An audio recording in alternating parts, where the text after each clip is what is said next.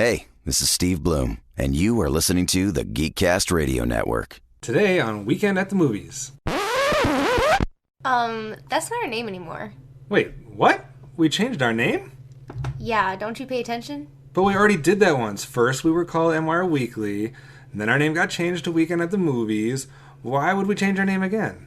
Have you Googled Weekend at the Movies lately? True, that's a good point. I could see how it might not come across as the most original name. But what's our name going to be now? Let me think. Well, you are geeks, and you are a part of the Geekcast Radio Network. But it has to be something to do with movies, too. Exactly. It should be something that tells everybody exactly what type of geeks you are. You're Cinema Geeks. Cinema Geeks. I like it.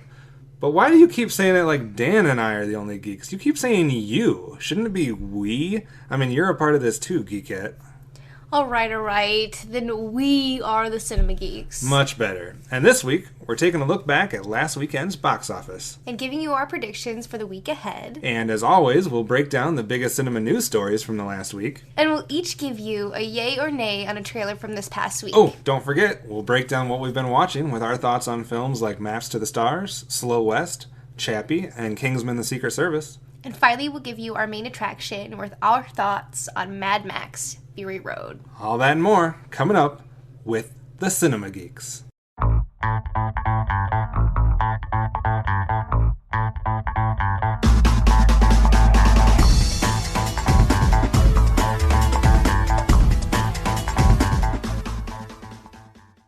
That's right, it's another episode of Cinema Geeks, and I am one of your hosts, Optimus Solo, and joining me is two people. We haven't had three people on the record for a little while, so this is going to be fun. First off is obviously Movie Revolt Dan. Hello. Hey, how's it going?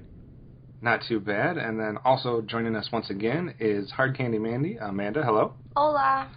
And this should be fun. This is the first time that we've all three been able to record, so we'll see how it goes. But before we get into the box office and the news and whatnot, Dan, I want to toss it to you and get a snapshot of how your last 7 to 10 days has gone.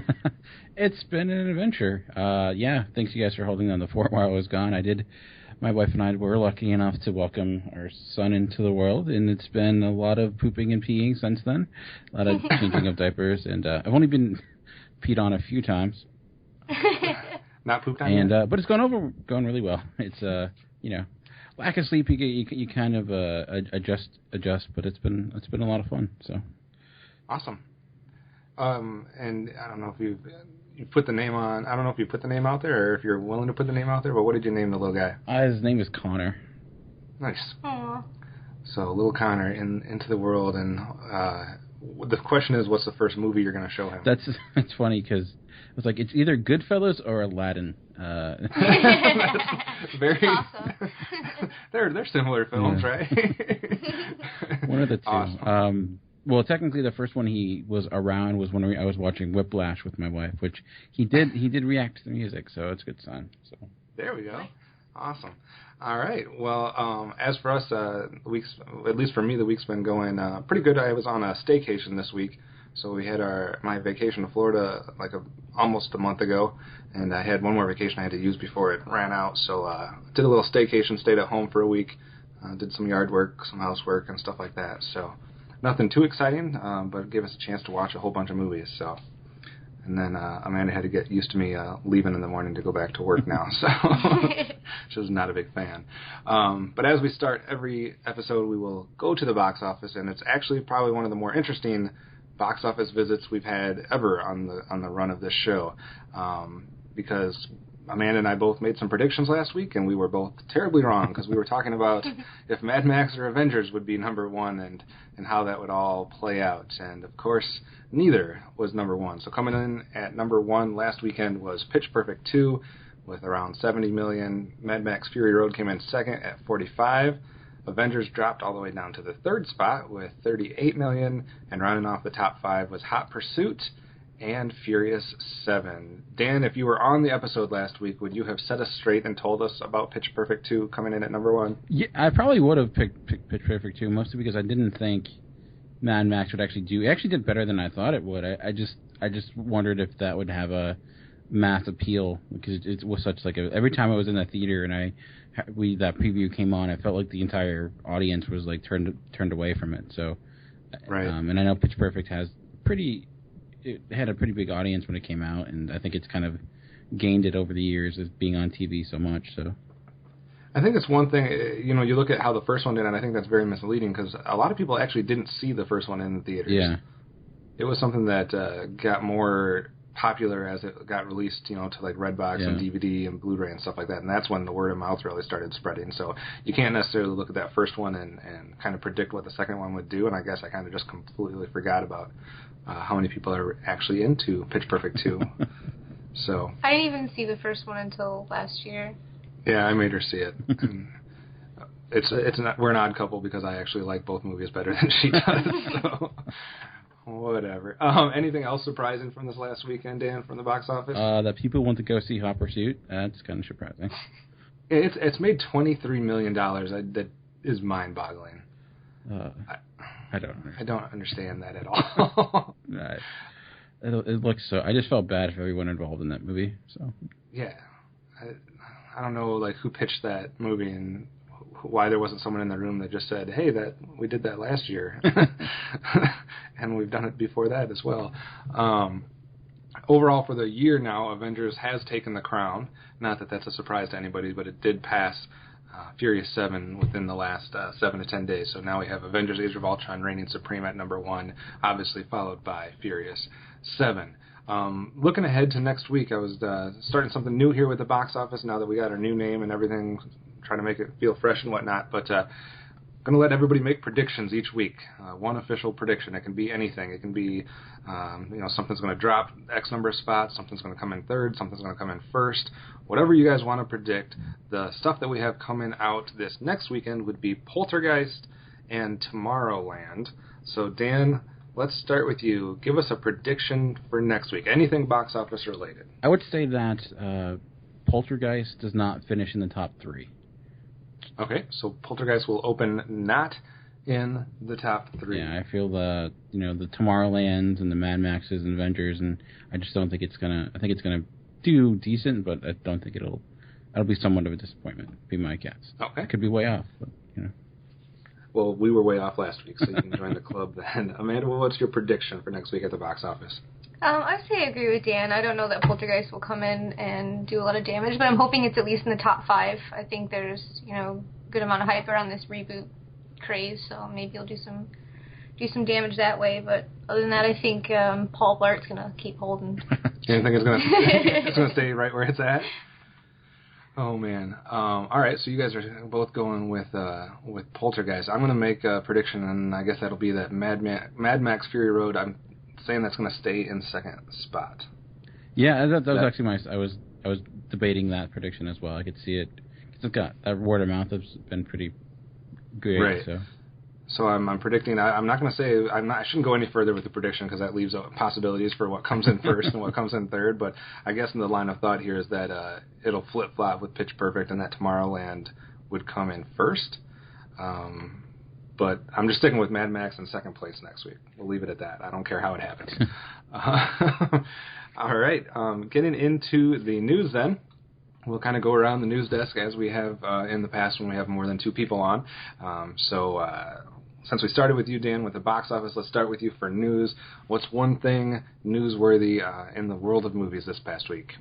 Well, the one thing that kind of came to my mind was there was news regarding the Blade Runner sequel that is occurring, right. And one was the director, but the thing that actually kind of caught my ear a little bit more was the fact that Roger Deakins is going to be the cinematographer for it, which is great because he's one of the best cinematographers out there. He does pretty much all the Coen Brothers movies. He did Skyfall, which I think is one of the best looking action movies in recent memory, and it has me somewhat intrigued knowing that I could see him kind of taking that world of Blade Runner and making it look rather cool. So yeah, he did excellent work with Skyfall. So I'm with you on that one. I think that adds to the excitement or fuels some excitement behind a Blade Runner sequel, which now we got Denis Villeneuve and Roger Deakins, and I know Ryan Gosling has been tossed around as far as either a main star or a co-star in the film. So,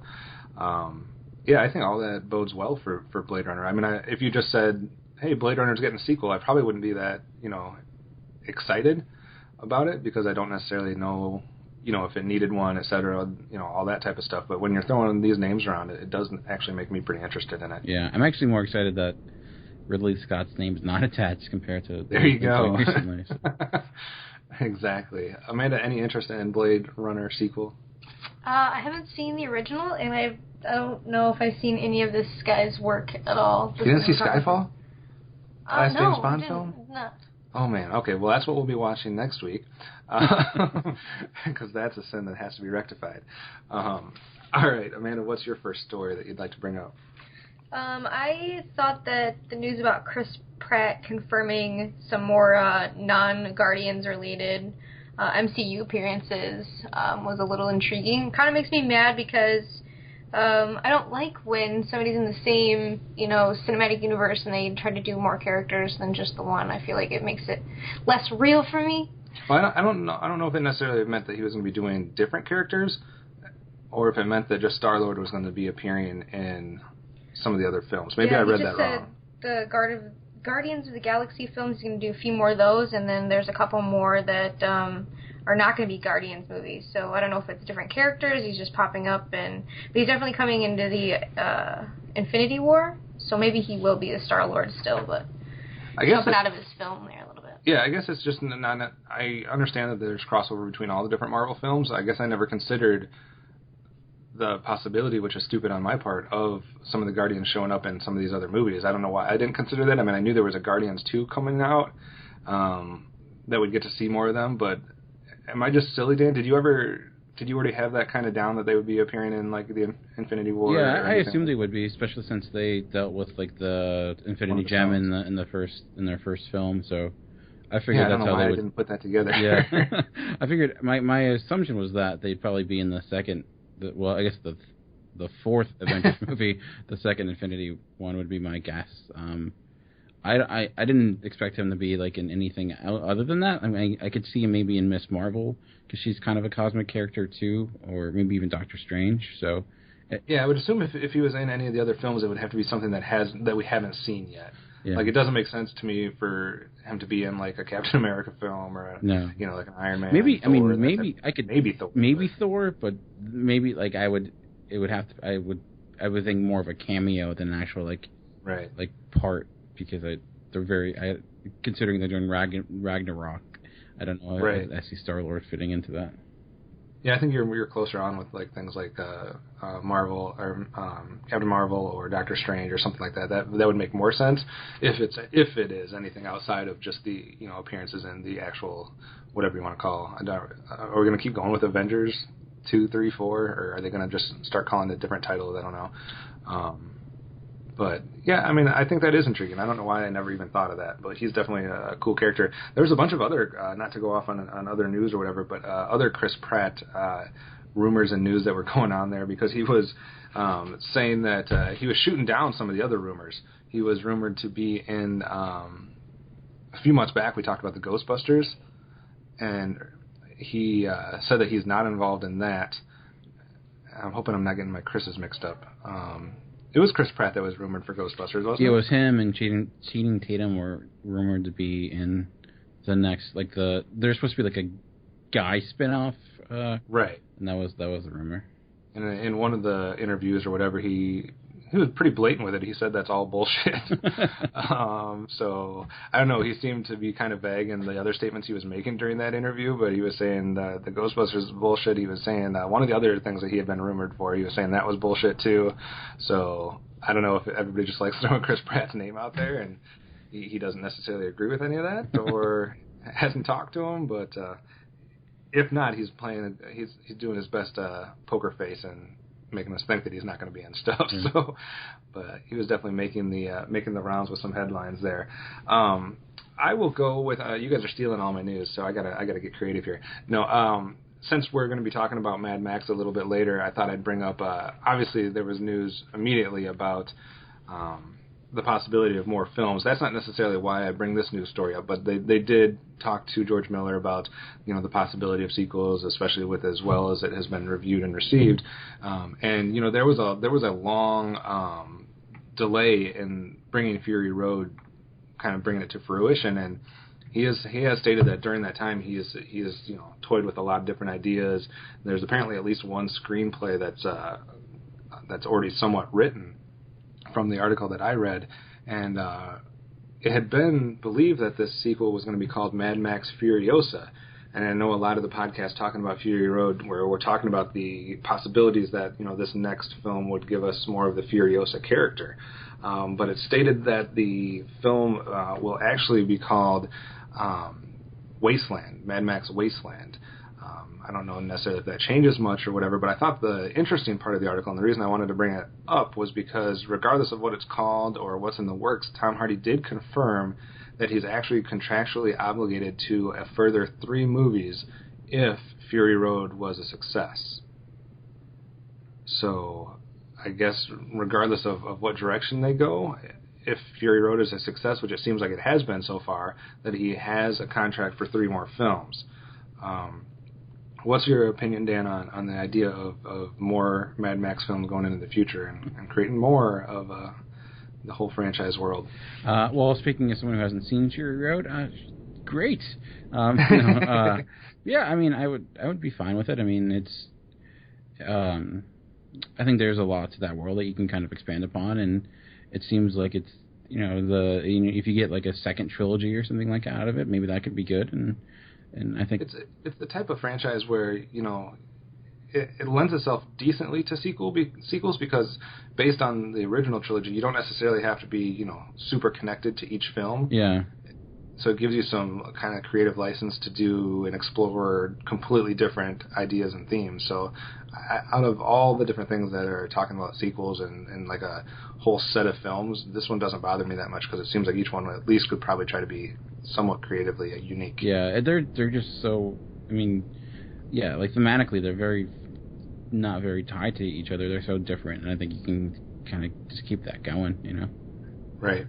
Amanda, without spoiling anything, because remember, Dan hasn't seen Fury Road yet, what do you think about the idea of more Mad Max films? As far as its track record goes, with the sequels doing well, as many as they've put out, it's now a reboot, how many can they milk out of that?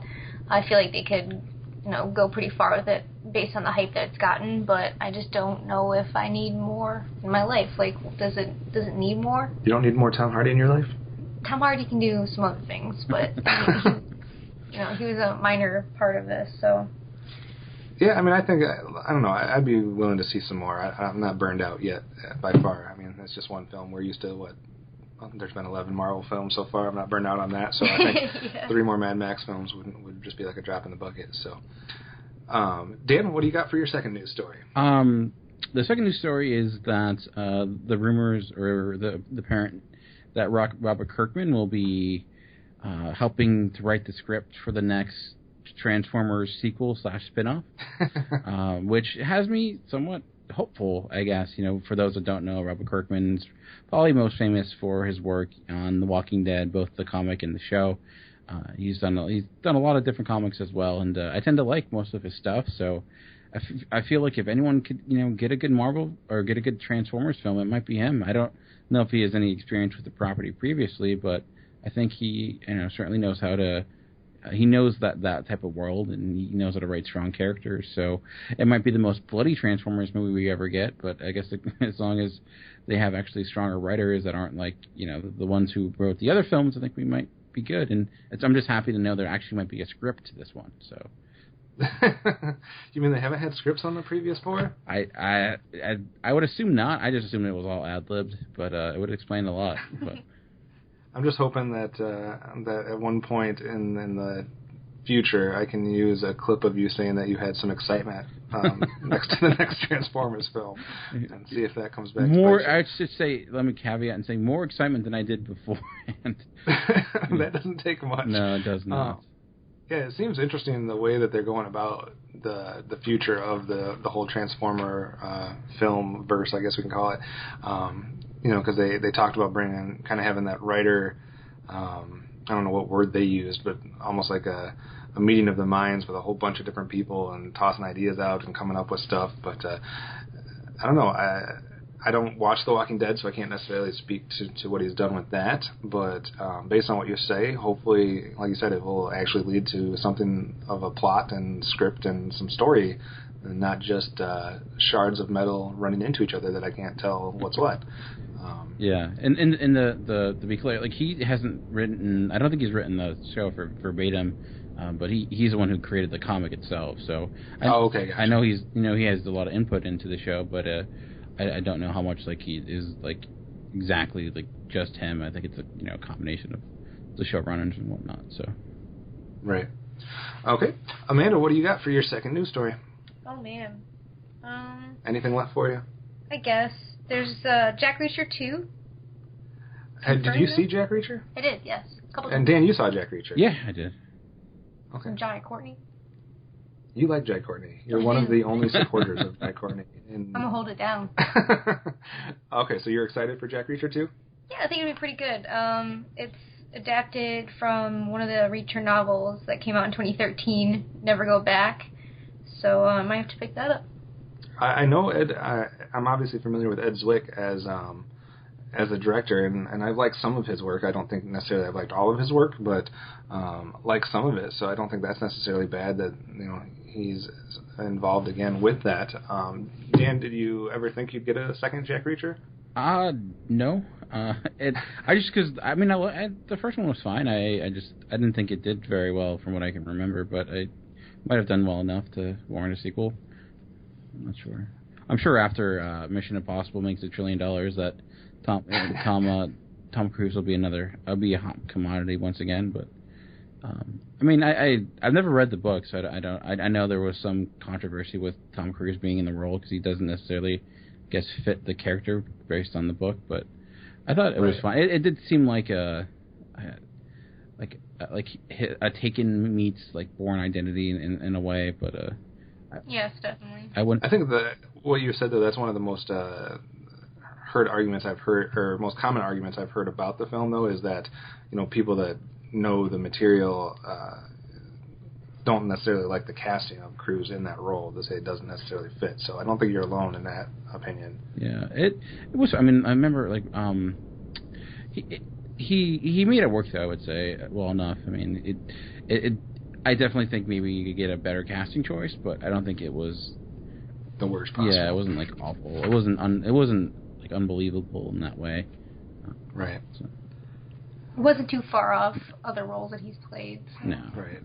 And I can't comment too intelligently since I haven't seen the first one. So. I think it is on Netflix. So. All right. So I need to see the first Jack Reacher, and what do you need to see? What did we say earlier that you haven't seen? Skyfall? Skyfall. That's more important. Yeah, I would definitely see Skyfall. For my last news story, I should go with the Star Wars news story because that would get into the podcast, but we'll just put that in the show notes.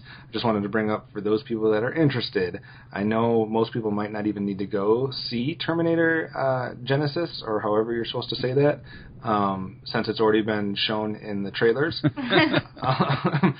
But if you are excited or want to build your excitement leading up to it, apparently the 1984 Terminator is going to be re-released into some theaters around the world. I haven't seen a breakdown of actually where. The article says 20 territories and over 800 cinemas. That's not a ton of theaters. UK-based. Yeah. So I don't know if it'll just be in other countries or if you'll have the release here in America. But it's always possible. Anytime something comes around like this, it seems like movies roll back in and try to cash something in on it. So for if you're a diehard Terminator fan, maybe it's time for a trip to Europe to see the 1984 film on the big screen or on IMAX or whatever they decide to do with it before Genesis comes out. I am super disappointed with the Genesis trailers, though. I don't know why they chose to show what they did in those. Dan, have you seen the trailer for that yet? Unfortunately, yeah. It just like, and that's everything. So there you go. I was like, wow, I would have been totally shocked at that point if I had been seeing the movie right now. I did not realize that's the direction they were going to go. Yeah. It was nice. They didn't need to hype it up anymore. It was good. Yeah, and the teaser or whatever was enough. Just knowing that it's Terminator and who's involved, like, people that are excited about it are going to be excited about it. It seems like they took the most major, part of the story or twist or whatever and threw it out there on the trailer. Usually it's comedies that are doing that, but apparently sci-fi action's going that route now too. So, disappointed with the trailer, but like I said, maybe you'll have an outside shot to go see Terminator again on the big screen. There's other news stories that we're not going to get to, so you'll have to go to our website page, geekcastradio.com, and find the episode post and check out all those other news stories. One of them is involving Star Wars, so we'll leave it at that. But we'll get into our trailer talk now. We're going to do this a little bit different. Like I said, everything's fresh and new today. New name, new logo, new everything. So we're going to treat trailers a little bit different this time. Everybody's going to get one shot at talking about a trailer that's been released this last week. It can either be a positive or a negative, a yay or a nay on any type of trailer. Dan, we've been letting you go first with everything else, so we'll let you get the first trailer spot, and hopefully I'll have one left when it comes down to me. But what's a trailer from this last week, and what's the reaction, yay or nay on it? I guess I'll go with, surprisingly, the second trailer to Pixels, and I feel bad about this, but like I have faith that we might actually get a good Adam Sandler movie. So I'll go with yay. I'm kind of liking what I'm seeing, and I like the first trailer. I like the second trailer, and it makes me worried because Adam Sandler's track record lately has been pretty awful. But right. I think what I like about this is that it's not like a concept that's kind of dependent upon him. So hopefully it will end up working. I'm just really liking what I'm seeing. Well, I think that's been somewhat of the universal reaction so far to those trailers. I haven't heard a lot necessarily based on just the second trailer, but it seemed like everybody, once that first trailer for Pixels came out, was talking about how it actually looked like it could potentially be something that was decent. I thought it right from the get-go, just based on the synopsis for that movie, that it was going to be something interesting. I wasn't sure exactly how they were going to go about it. What the questions early on was what kind of combination or what ratio we would have between live action and the animated parts, or how it was going to mesh. And I think the first trailer kind of put most of that, any questions about that at ease, as far as if it was going to be done right or not, or cheesy or not. And I think a lot of people are more excited for Pixels the more they see about it, compared to, not a lot of people were talking about it at the beginning of the year, as far as, being something that you anticipate or something you think is going to do well. I mean, I know, like you said, it has the Adam Sandler stigma behind it, but I'm with you. I think so far everything I've seen makes me interested for Pixels. Amanda, are you interested in Pixels? Super interested. I think it looks like a really cool idea. I think they're going to integrate the CGI and the live action really well. I think it's going to be well done in that regard, and I think it's a cool cast, not gonna lie. Peter Dinklage, awesome. Adam Sandler, okay, whatever. I'm still always down for an Adam Sandler movie. And that guy from The Wedding Ringer, what's his name? Which one? Josh Gad? Yes, Josh Gad. And then, okay, Kevin James. We're all hating you right now, Kevin James, for the crap you just put out in Paul Blart. But you better redeem yourself in Pixels. I'm excited. Yeah, I like Josh Gad, so that's probably the cast member I'm most excited about in that film. But all right, so we're all excited for Pixels 2. So that's Dan's yay for his trailer. Are you doing a yay or a nay, Amanda? Let's do another yay. For which one? Pan. A yay for Pan. Why? Yay for Pan. Hugh Jackman as the villain? What? He looks awesome. I think it'd be really cool. I think the changes in the storyline are going to be pretty interesting. I think it's much better than giving us just the retold Peter Pan story. Yeah, it's a retelling, it looks like, definitely. You could see where Hook was helping Pan instead of being his enemy in this one. Maybe, I don't know if this is more of an origin story or a retelling or what, but whatever it is, I'm excited. It took me at least 3 shots of Hugh Jackman before I came to terms with that fact that was Hugh Jackman. At first, I did not recognize him in the first couple shots. I mean, later on, it became a little more obvious when you looked at him. But I thought that was a heck of a costume design, makeup, etc. for him to turn him into something that we're also used to just seeing him as Wolverine or something like that. So I thought it was very intriguing as far as his angle. I don't know if I'm not the biggest Peter Pan fan in the world. The Disney Peter Pan film is not necessarily in my top 10 Disney films. I've never liked any of the other Peter Pan films. I'm sorry. Hook fans. But it's just blasphemy. How do you say that? It's just not something I usually get excited about, but I'm somewhat intrigued on this one. It's going to take more than that to get me excited about it, but I'm intrigued about it. What about you, Dan? Yeah, I don't know.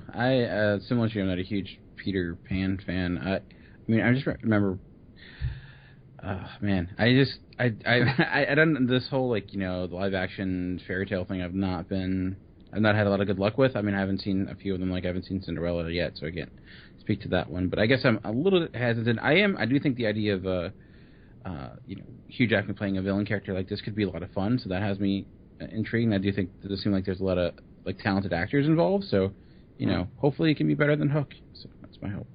Yeah. Oh, you guys are hating. We're both hating on Hook. Visually, it did look like it had some impressive stuff going on in the trailer there. So I think at least from a visual spectacle, it should be something fun to watch. And sometimes that can be somewhat of a saving grace for some of these fairy tale turned live action, is that at least they're fun to look at. But like Dan said, some of them haven't necessarily hit all their marks, so we'll have to wait and see. So 2 yay so far. A yay for Pan and a yay for Pixels. I will go with a yay as well. I guess we're all being boring. Yay. And nobody's going to be hating on this one. But this one might not be as expected. I'm actually going to go with a yay for the Steve Jobs teaser. It wasn't necessarily a trailer; it was more of a teaser. Now, I did see the other Jobs film, which originally they were going to come out the same year, I thought, Dan. But that did not happen. That's like, 2 or 3 years ago now since that last film, where we got to see Ashton Kutcher as Steve Jobs. And everyone at the time that both of these were being talked about was more excited for this one. And then, the other one came out, kind of got mixed reviews for the most part. And what's making me say yay on this one is really centered mostly around the cast and actually seeing them in the roles. I don't know I didn't pay attention to what the actual, like, internet reaction to Michael Fassbender was at being Steve Jobs. I don't know if it got a positive reaction or negative. I missed that. I must not have been on Twitter that day. But I actually think he looks like he could pull this off pretty well from the teaser. Maybe I'm in the minority here, but I think he looks like he could pull it off well, and I think the supporting cast around him is interesting. And I guess the reason I'm most interested in this film is because of seeing the other one and wanting to see. Usually I wouldn't say that. Like, if there's 2 films about the same topic, I'm not usually interested in either one, but I'm interested to see the comparison now as to how they depict it and what differs between the depiction in this one compared to the depiction in the Ashton Kutcher film. So maybe I'm just glutton for punishment, but I'm actually going to give yay to Steve Jobs' teaser. Dan, did you ever see the Ashton Kutcher one? I did. Yeah. Yeah. It was Josh Gad was pretty good. Right. It was fine. Kutcher did a better job than I expected. Right. But yeah, for this one, I'm hopeful. I see how it can be. As Michael Fassbender's on my fantasy team, I hope he does amazingly well and wins an Oscar. There you go. It's interesting because that movie's gone through so many different directors and whatnot, and I know those people were wondering if it was even coming out this year. So I'm curious and hopeful, but I thought when they released, like, it was like a promotional poster of Fassbender, like in like an old, like, Apple ad, and I kind of bought in then. So I think he could do it. It does seem like Fassbender is such a huge presence. He's such and Jobs is such, like, more meek and more undersold and stuff. So I wonder if it does seem like it doesn't seem like it fits his personality per se, but could be just a chance for him to do something new. Right, and you always take risk if you're gonna doubt on Fassbender. So I think this could be something that could be pretty impressive actually if he pulls it off. Like you said, he's got a pretty big presence, pretty big charisma behind him, and is he going to be able to pull off a very much more kind of behind the scenes character like Steve Jobs? So I think it's going to be interesting to see how it all plays out. But I think it will. I'm hoping that it will be better than the other one. And like I said, I'm just more interested in how they tell this tale and what what angles they go for compared to the other ones. So it's more of an intrigue of just from the storyline standpoint and not necessarily if it's going to be a good movie or not. So, but I'm going to give a yay to that one. There's some other trailers that'll be on the website as well. I know everybody is dying to see the trailer for the second Maze Runner film. So looks better than like Virgin Insurgent. I actually will somewhat agree with that. I think it looks way more legit. At least it's interesting. I don't know what's going to happen in it, whereas the other ones, I feel like I've already seen that story three or four times. But I don't know, if you want to talk about the Scorched Trials trailer or watch it, it'll be there. There's a couple other ones as well on the website. So we're going to take a quick break, and we will be right back to give you a rundown of what we've been watching before we get into our main review, of course, of Mad Max Fury Road. So stick with us. We'll be right back. After these messages, we'll be right back. On the Simplistic Reviews podcast, we talk movies. We talk TV. We talk. Hello, Julie, what the heck are you doing? Trying to make our spots sound more exciting by adding explosions. Yeah, I'm pretty sure you could have got the point across with sound effects, not the real thing. Car. Download the show on iTunes or at simplisticreviews.blogspot.com. I'm sure your insurance company will cover that. No, they won't. No, they probably won't.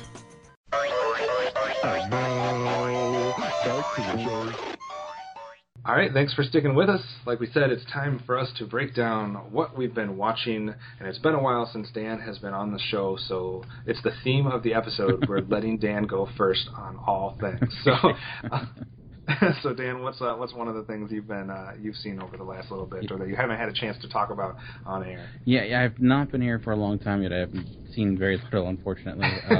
I did get a chance to catch up with two 2015 movies, and I know you guys have talked about these already on the podcast. But I've been interested to hear what your take is on them, so I'm all ears. I'll start first with Kingsman.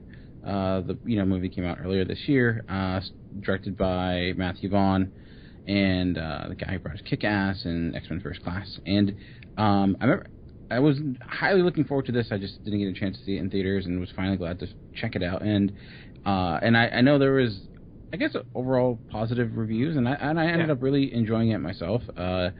Only thing I was not a huge fan of was Samuel L. Jackson's take. I just thought his the character of the lisp got a little much by the end. I was just I don't know if I needed that choice, but that was a lot of fun. I thought it hit that humor well, and I definitely could tell it comes from a Mark Millar comic just based upon its gratuitousness and its high violence level. I did think at times I wondered if it was maybe going a little too far. I know that the notorious church scene has turned a lot of people off, or people loved it per se, and it was not what I was expecting, because I heard a lot of people talking about the church scene. I'm like, what exactly is this? And then it came on. I'm like, whoa, that is a lot of people dying. Yeah, I don't think anybody was ready for that scene when it happened, unless you've had the whole movie told you or spoiled. I don't think. But you're right. A lot of people have either liked that or hated that, or that served as a turning point for a lot of people, and either they loved the rest of the film or they hated the rest of the film after that. I know Brendan from In Session Film absolutely hated the church scene, if I remember correctly. Did you think it took a turn downward from there on, or did you? I would say I like the training sequences stuff more. I didn't necessarily think it degraded itself too far. I thought I still enjoyed what came after. I felt I guess I just liked the training sequences more, and what they were doing, and it felt the issue with it became I wasn't a huge fan of Samuel L. Jackson, the villain character as a whole. So it when he became more the focal point in his app that he was trying to come, I thought I wasn't as interested in that, and I was more interested in the story of the main character, and even the relationship with his father and his mom, or not his father, but his pseudo stepdad and his mom. I kind of like that story a little bit more. I almost feel like you could have this story without the Samuel L. Jackson character. Might have been even a little bit better, but I still thought it was a lot of fun. I thought the action was well choreographed, and some of the not pop culture, but the meta references to James Bond and whatnot were there were sometimes I thought, okay, I don't necessarily think you need it there, but I thought it was apt for what they were doing. Right. So I thought it made sense, and I'm looking. I mean, I hope. I don't know if they're doing. I think they are doing a sequel, right? I think that was announced. I believe so. So I'd be curious to see more, and I thought it was fun. So I'm actually going to agree with you on just about everything you said. Mainly the main two things, which I kind of said when we reviewed it as well, was I too, like you, could have dealt with some longer training sequences, or even if they weren't extended, just some more of them. Because it seemed like they started to tease that a little bit. They went through a few of them, and then all of a sudden we jumped way ahead. And I was enjoying them too much, so I actually would prefer you to see more of that part of the film. And I can definitely see what you're talking about with Samuel L. Jackson's character. I get that maybe what they were doing and why they did it, but the question for me became, it was taking me at times out of the film a little bit. It was a little distracting. To listen to him, yeah. Whether that's whether you agree with them going for that angle or not is besides the point. And not even just the lisping. I always thought what he was doing it wasn't. I don't know. It just seemed a little bit. It was almost as good as the villain plot from Teenage Mutant Ninja Turtles last year. Kind of.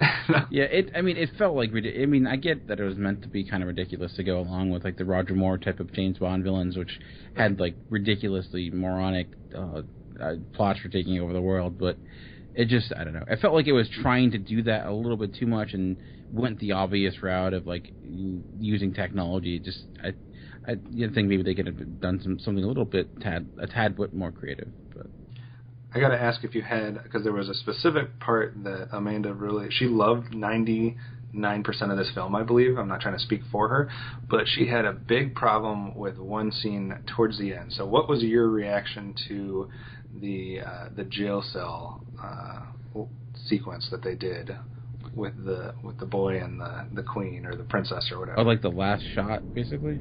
No, well, yeah, just the whole motivation, that the promise of something of that nature can motivate somebody to now save the world, and then they have to show that last scene. I could have done without that whole. Yeah, I don't necessarily. Yeah, that definitely felt like a Mark Miller joke, just kind of going for just the gratuitousness. It didn't turn my stomach or anything like that. It just felt it was kind of juvenile. And it did seem kind of just a little bit far-fetched. It very that seems unnecessary, and don't think you need to go all the way with it. Subtlety can go a long way, and right. That had none. Which he didn't take advantage of that subtlety at all. No. Yeah, I'm kind of the same way. It didn't necessarily negatively affect my viewpoint of it, but I can kind of see why someone would have a problem with that scene. It didn't affect me one way or the other. I know some people probably loved it. Okay, put it in the middle of the movie about something else not as important. Okay. It was more because he was saving the world because of it. Yeah. Yeah. It just seemed kind of I mean, I know going again speaking with the Roger Moore stuff. Roger Moore's era had was notorious for their puns and their innuendo, and that wasn't innuendo. That was blatantly just saying. So maybe just a tad bit more innuendo and a little bit less. Right. This is exactly what we're doing. So. Yeah. Right. All right. So we got to ask you then, Dan. Now that you've seen Kingsman, what would you give a final score? And just so everyone's aware, like I said, we're doing everything fresh and new today. All new look and everything. So we're going to change our grading scale. We're going to take a page out of the True Romance playbook, and we're going to switch our scales. I've been talking about it kind of for the last couple of weeks about how it's hard for me to wrap my head around a 1 through 5 scale. So we're gonna go full on 1 through 10. So Dan, Kingsman, what score out of 10? I would go probably 7. Is probably what I would hit 7. It's solid. It's not groundbreaking by any means, or I think it's not nearly. It's middle of the road for Matthew Vaughn, and I think I like Kick-Ass more, and I love First Class. It's probably my favorite film of his, so I think 7 is my overall score. All right, excellent. That's definitely a good score for that, and I think we were pretty much in agreement for the most part when we did our original look at that. So we'll go next with a film that both of us saw, and then we'll give you a chance to talk about your other one. So we both actually had a chance to see. We'll start with the oldest thing we saw, which I believe would be the first Hellboy. I had never seen Hellboy. It had just been one of those things where I just never could get interested in. It's almost like the Incredible Hulk or Superman. It takes a lot more for me to get interested in those things compared to like Spider-Man or Batman or X-Men and that type of stuff. But I don't know. Hellboy, just from the images, I wasn't interested, but I actually enjoyed this film. I got kind of wrapped up into it. We started watching it. We had to pause it or stop it at one point, and I was actually looking forward to continuing it on and seeing what happened with this. I don't like you kind of use the phrase that Kingsman wasn't necessarily groundbreaking or earth-shattering or anything like that. And I don't think Hellboy is either. But I think if you're a fan of superhero films, or if you're a fan of comic book films, or if you're a fan of Gizmo, then this is definitely something you should check out. I'm probably the only one that hasn't seen it, but if there is someone else out there that hasn't seen it, if you like any of that stuff, you should watch it, because I think it is enjoyable. Gizmo as in Guillermo del Toro. Yeah, because I can't say that name. Thanks for pointing that out. Not from the Gremlins. Not Gizmo from the Gremlins. But I enjoyed Hellboy more than I thought I would. I enjoyed it enough to check out the second one at some point here. But I don't know. I don't know if I'd put it on, like I said, on the grounds of a lot of the other comic book films we've seen. But so I'd probably be closer to like a 6 out of 10, which is still a positive, slightly above average. I'd probably go right around 6 for me. But you love Hellboy, so what would you give it? I'd give it probably a 7.5, not too much higher than you. I think it's really solid. I like the look of Hellboy. I don't think he's too cheesy. He's pretty cheesy, but not that cheesy. Ron Perlman, awesome in anything, and he's in everything. I think actually my favorite character was Aquaman. Aquaman? Abe Sapien? Yes, Abe Sapien. That was my favorite character. I like that guy. He was hanging upside down most of the movie, so that was fun to watch. I think it's really visually striking in some places, and I do like the little creatures that pop up, and I liked it. Yeah, I think they did well with a lot of the creatures and the monsters, and I think it was a fun watch. So it's a good storyline. I mean, it's not been done before. Dan, you've seen Hellboy, I take it? Yeah, I have. You like it or dislike it? I like it. I remember just not being a huge fan of the ending. I felt like the climactic battle was kind of a letdown, and I really enjoy the second one actually a lot more. So now I'm even more interested to see the second one. I tried to get him to watch it last night, but he didn't want to, so I stayed up and watched it without. I've seen it plenty of times, but I like. She literally left the bedroom to go watch it on her own while I slept. So that's interesting. Dan, what else did you get a chance to see? The only thing I saw was another 2015 film that I caught up with, and another one that's kind of, I think this was a little bit more polarizing, I would say, and that's Chappie. Yes. I get to see Chappie, and from Neil Blomkamp, the guy who brought us District 9 and Elysium, and I was highly anticipating this movie. I mostly because I have Hugh Jackman in the fantasy league, so I was hoping for the best for it. I kind of crapped a bit on that one. Are you saying he's not the best part of the movie? I'm just saying that with it not making a lot of money and doing poorly critically, it's going to hurt me. So, Chappie is intriguing. There's some stuff I really, really like about it. Like, I love the character of Chappie. I find, like, his, the Charles T. Copley's, like, portrayal of him and kind of, like, his progression, a lot of fun. Like, the idea of, like, an infant, like an AI is an infant, and it kind of progressing and seeing that adjustment throughout. I thought that was an intriguing idea. I just feel like I felt like underwhelmed. It was like the key that kind of, like, especially I felt like that it didn't go as far as I was hoping with the idea of artificial intelligence, and Neil Blomkamp, I think, is like a great at directing action, and he has a lot of intriguing visuals. And for this one, I thought there were times it was good, but for the most part, it didn't have those wow moments I was expecting for someone like him. Maybe my expectations are too high. I thought, like, Hugh Jackman, I thought it'd be fun to see him in like a villain type role, and his character just to me seemed kind of a little bit ridiculous, and there were a lot of like logical issues I had just with things going on.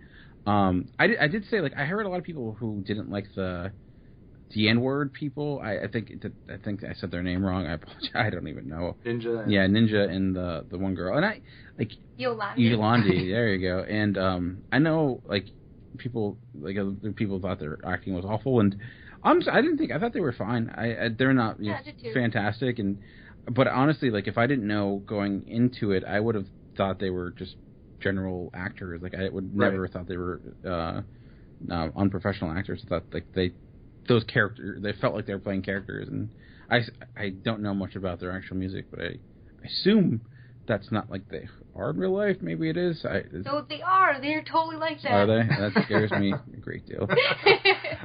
Yeah, I mean, I agree. Like, I wasn't thrown off by them at all, and obviously I wrote a somewhat opinionated review about this one, because the thing I had a problem with when this came out was people.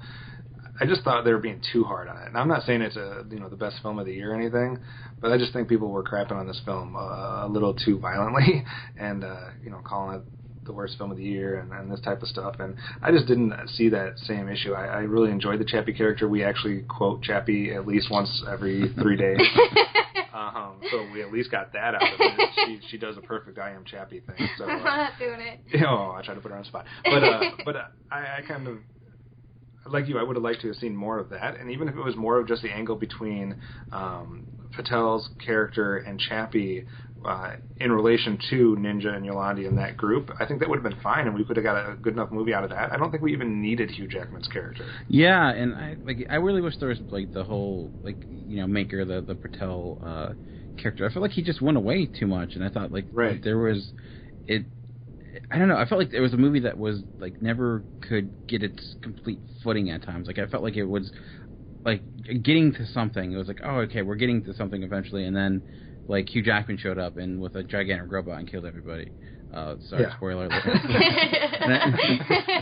So it was like, yeah, and it like, and that was my like. I thought they could do more, and then the ending itself, like where we get to, I just like it made like I don't know. I felt like I was trying to say something, but I don't know if it did end up saying anything, or I just didn't. I wasn't picking it up. I just, for a movie that was so like obviously politically based and so trying within like the idea of artificial intelligence. I don't know if it really did anything. If it really used that to thematically in any way, I just felt like it was just a means to an end, but not much resonated from that. Yeah, really. But like I said, I did really like the character of Chappie himself, and that the overall just idea of like a robot as a baby, basically, kind of growing and reflecting from humanity and stuff like that. You don't think that is thing? Yeah, and I thought there were some legitimately funny moments. So. Yeah, I just question the fact that we have this high-tech facility with top secret and very important, technology, and it just seemed like anybody could get in that place. Like, I mean, there was no security. You have literally robot police, and nothing. It's like it's like anybody can walk in this place. You can take the chip out. You can walk in. You can just borrow this for a day. Take it home at night. If you're Hugh Jackman, you can bring in your sidearm to your cubicle.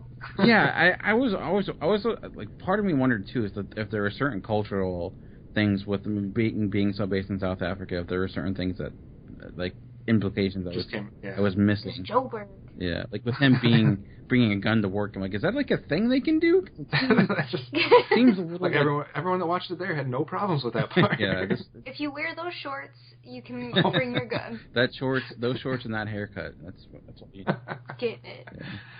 All right, Dan. What about a score for Chappie? Man, that's tough. I'm rated like, part of me is like 5 or 6, so I'm probably say like 5.5. Okay. Like I said, there are things I liked, but overall I just was not. I felt like it was a step down compared to even Elysium, which I had issues with, but I thought visually I found it was a little bit more interesting. So. Yeah, and I think we've been pretty much on par with all of Blomkamp's stuff so far. I think you like maybe District 9 a tiny bit more than I did, but we were pretty much in line with Elysium, and I'm pretty much with you on this one. I don't think it's the worst film that has been made over the last year or two. Yeah. I do agree with you. I feel like it got a lot of hate, and I mean I could see some of the issues, but I don't know. Like I don't know. I felt like it was just piling on. I don't know if it was just I think someone said it, I can't remember who said it, but somebody said it right, and I listened to a podcast over the course of the year, I get them all mixed up, but I think what they said is the reason it was getting so much hate is because too many people went in not just expecting it to be a different movie, but just wanting it too badly to be something that it was never trying to be. Like they wanted, like they wanted District 9, or they wanted something like in that exact vein. And I just think that it was hard for them to come to terms with the fact that that's not what was intended. Yeah, like it's not. I don't think it ever desired to be a serious movie, and I think people thought it was gonna be, but I think it was more tongue in cheek than I expected, than maybe people expected. So. Okay, well, we'll get into one because I've been waiting for a few weeks, or maybe a month or so, to be able to talk about it, and it was good because it almost took that long for me to actually watch it. So the homework you gave me a long time ago, which was the, okay, I'm going to get the country wrong now. It was a Norwegian film, Headhunters. Yeah. And I would tell you who it's starring, but I... One of the guys from Game of Thrones. That's what. Yes, well, that's what I said. We had a Game of Thrones watcher, so Jamie Lane. Without that, I would have been like, still don't know anybody in this film. But definitely an interesting film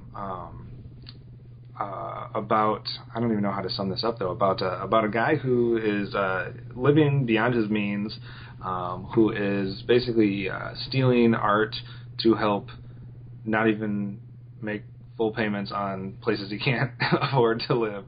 This is the most ridiculous, I don't say that in a mean way or a bad way, but I'm saying like the thought process behind someone who can't afford, like literally stole a painting, spoiler alert, but it happens right at the beginning, but steals a painting that's worth, I can't remember what it was or how it translates to us. It's like $100 million. But it was a lot of money. Like, to steal that just to make a quarter, I think he said it would pay like a quarter of the year's rent for the place he was living. Like, it just is so unfathomable to see someone else living like that. Like, you stole that much money, leave that house and go. But he was short. He was overcompensating. He was only 5'6". That's right. But anyways, it's a story about him. He's stealing art and that type of thing to help try to fund this lifestyle that he can't possibly keep up with, to keep the I'm going to call her a trophy wife because I think that's kind of how he sees her, because he's afraid that she'll basically leave him otherwise without this lifestyle. Which obviously thematically tells you a lot about how in touch he is with his wife and with his surroundings, that he thinks those types of things. But without trying to get into spoilers too much, obviously stuff happens to the point where they have a heist planned, a big heist planned, and things go awry for multiple different reasons. And there's a lot of action and a lot of bloodshed that follows. And it almost, in a way, Dan, I don't know if you got the same vibe or not, but it had some elements that gave me kind of reflections back to Gone Girl in a completely different way. I mean, we're not dealing with like a wife that's completely off the rails like Rosamund Pike was in that film, but in a similar situation where you just find, this person finds himself completely out of his element and trying to do things that, I guess if you combine Gone Girl with Blue Ruin, yeah, where you just have someone completely out of their element dealing with people that are acting in, completely psychotic ways up to a point. But it was. I thought it was an intriguing film. Obviously, it's in subtitles, so some people won't like that, but I didn't have a problem with that at all. I don't know. I think I like this a little bit more than you did, Amanda. Am I correct with that? Only a little bit more, yeah. Just a little. I don't know. I found it intriguing, especially the last. I don't know if it was the last third or the last quarter of the movie, the last act, where he's trying to find a way out of this situation and make everything right. I thought that was super clever and intriguing. I don't know how believable it would be or not, but I don't know. I thought it was an intriguing film. So I'm glad you gave it to me as homework. If I myself was scoring it out of a 10, I'd probably be right in the 7 range, maybe 6.5, 7 for me. Outside of I think the only thing that threw me off was how hideously unattractive this gentleman was. And there were some scenes in here that I actually had to almost turn away, but the worst scene for me that I actually had to turn away the most is when he's actually shaving his head. Oh, really? I thought that'd be like the porta potty scene. Oh, that too. That gave me like bad memories of watching Holocaust films back in the day. I do question how any human being could do what he did there without completely flipping out at first or during the entire time. Like, to keep that calm in that situation was ridiculous. But when he's shaving with no aid of any types of products and taking somebody that had long hair for a long time and just going completely bald, like the way he's doing it, just made me shiver. like that's gonna hurt. That's gonna burn so bad. Stop it. But yeah, I enjoyed this film. What score would you give it, Amanda? I know you're not as high as I was. Based on the fact that everything kind of came together in the end, I thought it was pretty cool that it turns out he was a little bit smarter than you could see at first with his decisions. Right. I thought that was pretty cool, so I think that bumped it up a little bit for me, but I'm probably at a 5. Okay. And I do like that there was even some details that you might not have even paid attention to, as you're watching the film, that come back to be important details. So I thought, like you said, there's some clever ways to do that. So 5 from you, and like I said, I'm probably at a 6.5, 7 for me. We have just a couple other ones we'll talk about real quick. We'll try not to go too much in depth because a couple of them are 2015 films that we don't want to necessarily spoil. The one film that wasn't 2015 that we got a chance to catch up with finally was the movie Selma from late last year. That was like probably one of the last ones on my list of shame for 2014 that I hadn't got to yet. And being the history person and kind of being in that world for years, teaching that same time period and that type of stuff, I really, really enjoyed it. I kind of had a feeling I would enjoy this film. It would definitely be in my top 10 for 2014. I have to completely revisit that list now that I've seen everything, so I don't know where it would fall, but it would definitely be in my top 10 for 2014. I thought amazing performances, especially from Chadwick Boseman. I got the right person, right? That is Chadwick Boseman, right? Yeah, I think so. Yeah. Which one are you talking about? The guy who played Martin Luther? Oh, I'm sorry. No, not Chadwick Boseman. Danny Oyelowo? Oyelowo. I can't say his name either because it's Oyelowo. Yes, I said it right. Excuse me. I thought he was phenomenal. I don't know if you could have possibly found someone better to cast as Martin Luther King. I thought that was nice. This has been talked about a lot, so I don't want to go too far in depth to it, but just the fact that they're not necessarily portraying him as this saint, they're not necessarily portraying him as, someone who had all the answers. They're showing a little bit of the underside, the not so pretty parts of his life. And I too appreciate, like a lot of people said, that they're not trying to focus on his entire life. They're taking just one segment, and I thought that was a good choice by them. So I think this should have got a little bit more love when it came Oscar season. I think the snubs definitely, I would agree with that now in retrospect. So really high on Selma myself. I'd probably put this one at probably an 8 out of 10, 8.5, somewhere in there for me. You liked it more than you thought you were going to, didn't you? 2 words, the feels. Definitely, that's what I got out of this movie. I cried. The feels. Yeah, it was really touching and moving, and I'm glad that, like you said, that they made him look like a real person and not just the sainted man who had, all the answers and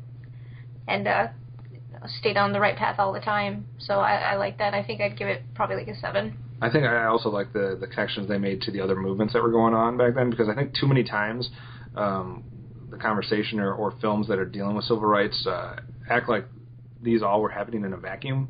Like, if it's a movie focusing on, the Malcolm X side of things or the Martin Luther King side of things, sometimes they try to make it seem like that's all that was happening in the country, when you had all these different factions. You had people that thought it should be done this way, or people that should, he's competing with Malcolm X, he's competing with, some of the youth organizers, and I like the way that the movie kind of portrayed that, all of this is happening simultaneously. It's not something that was just, this street and just that street that were completely separated from each other. So really enjoyed this film.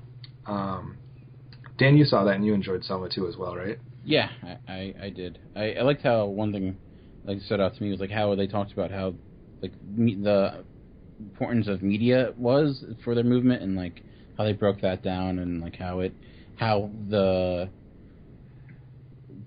police screwing up basically was key for them being successful. Right. So I thought that was like I enjoyed that scene, and like you said, the acting and whatnot was all pretty phenomenal. Even Oprah I thought did a really good job. So yes, she can take a hit. But yeah, I like you said, the inside look at the strategy that's going on too at all the different meetings, and then kind of the even when they're all just around, not necessarily at a meeting, but there's one scene where they're just sitting around a house and they're all kind of bouncing off ideas and what's the most important thing and why this won't work and why you have to focus on this aspect instead of this aspect. I thought some of that was really intriguing. So a rave review for Selma, and then we'll just kind of briefly touch on a couple 2015 films because we got to at least give our scores out there. We're not going to, like I said, we're not going to try to spoil anything, but we did get a chance to catch up with Maps to the Stars. Good Lord. I had to because my girl Julianne Moore on my fantasy team, who I accidentally took way late in the draft by mistake because she was in Seventh Son and Maps to the Stars, but had to catch up with that. And I know JD gave it a pretty favorable review, I believe, on In Session, and I'm not seeing it.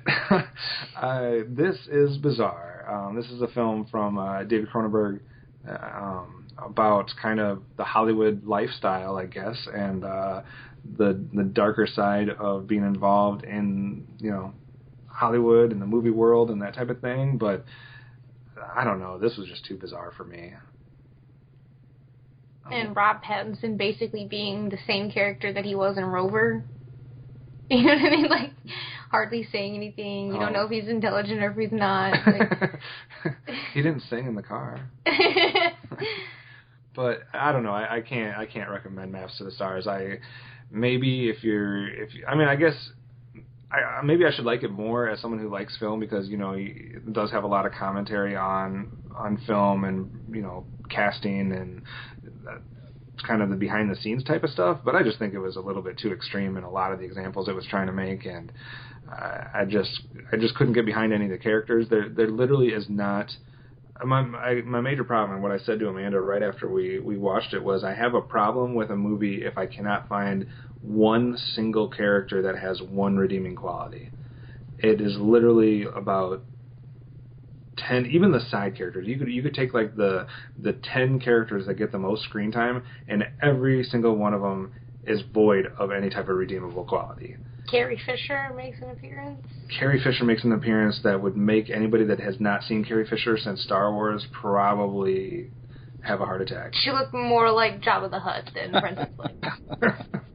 It was not a good time. It's another rare appearance. Tim, for first time watchers, drafted all these Star Wars and Avengers things and actors on his team, and we expected all of them just to have one film. But we've already had Mark Hamill show up in Kingsman. We've had Carrie Fisher show up in Maps to the Stars. Obviously, Harrison Ford was in Age of Adeline, so he's getting more appearances than he should have. So that wasn't worth it for the 2 minutes that Carrie Fisher was in there for him to get points for that. But if I was rating this one on a scale of 1 through 10, I would probably sit somewhere in the 3 to 4 range on this one. I guess maybe a 4.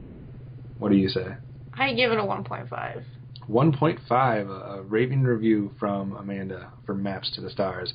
And then the other one that I wasn't expecting to see this many films, but this one came up on demand, and I didn't realize it was going to be here already. So we had to take the chance to watch Slow West, starring your boy Michael Fassbender. And again, I know this just got released on video or on demand and to some of those types of services, so I'm not going to talk much about this at all because I know a lot of people are looking forward to this. I have mixed feelings on Slow West. I like parts of it a lot, and I have some issues with other parts. They definitely titled the movie correctly. It is slow out there in the West. Pacing may be somewhat problematic for me, but I know a lot of people that doesn't bother. And it wasn't the fact that it was a little bit slow at times, especially towards the first half. I think my major problem is that the slow times weren't involving characters that I cared about enough. I guess I'm just not a fan of Cody Smith McPhee, who is the boy that Michael Fassbender happens upon. And I think if it was somebody else playing that role that had maybe more to offer for me, more appeal or more charisma or something, maybe I wouldn't have had as big of a problem with the slower parts. Michael Fassbender plays a good role. I wish he would have even had more to do maybe.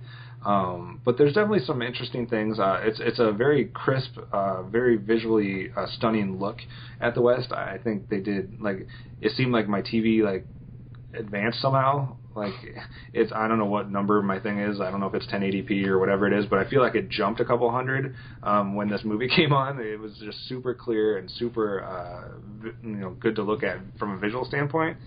I like Michael Fassbender's character. I do like some of the things that they're saying about the West. For me, there wasn't enough to chew on. I would have liked even more to kind of digest and more to think about from a thematic standpoint. I do think there's some cool sequences. There's a cool thing they do towards the end of the film that I'm not going to say or not going to go into, but just from a nice touch. From a shot standpoint that I thought was very kind of interesting and unique. But I'm torn on this one. You like this one better than some of the other stuff we watched. Where do you sit on a grade for this one?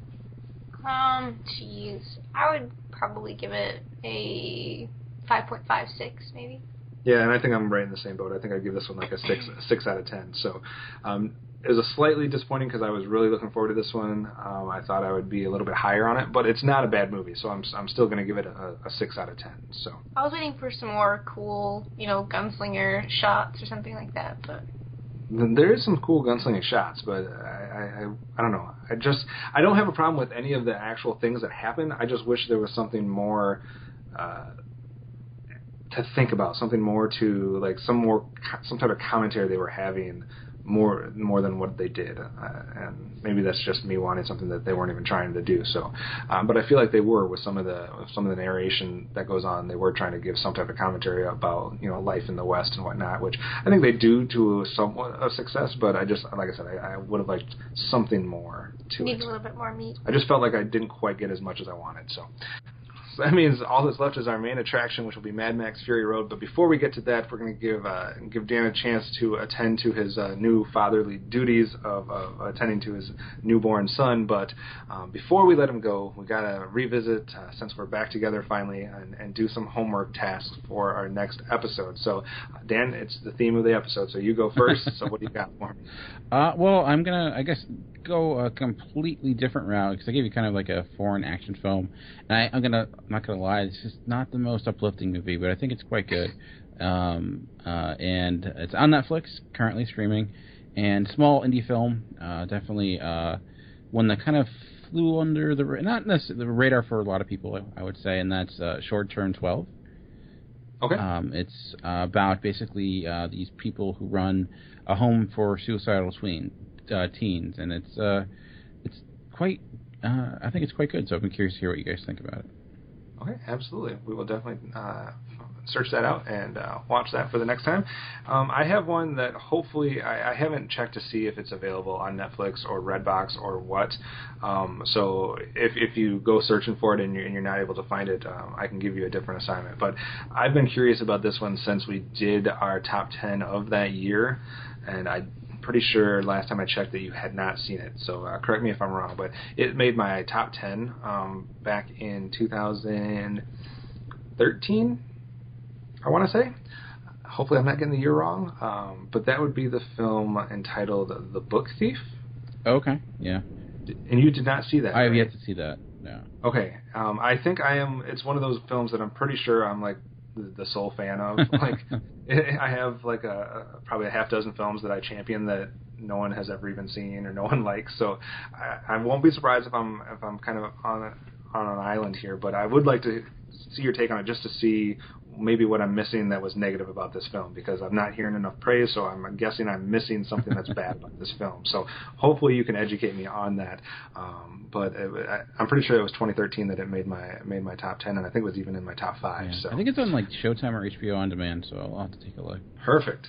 All right. So I'd be interested to see your take on that. So those are the homework assignments for next time.